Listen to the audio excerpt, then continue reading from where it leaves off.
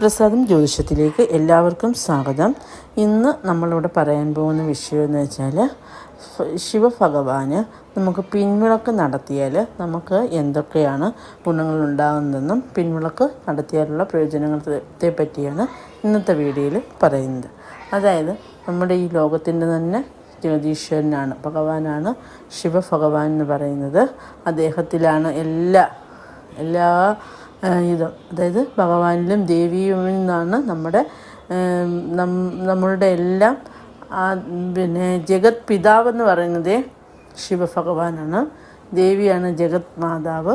അപ്പോൾ ആ ഭഗവാന്റെ മുന്നിൽ, അതായത് ഭഗവാന് എപ്പോഴും പാർവതി സമേതനായിട്ടിരിക്കുന്ന ക്ഷേത്രങ്ങളിൽ, അതല്ല ഭഗവാന് എല്ലാ ക്ഷേത്രങ്ങളിലും അങ്ങനെ പാർവതി ദേവിയുടെ സാന്നിധ്യത്തിലല്ലാത്ത ക്ഷേത്രങ്ങളും ഉണ്ട്. ആ ക്ഷേത്രങ്ങളിലാണ് പ്രധാനമായിട്ടും പിൻവിളക്കുള്ളത്. പക്ഷേ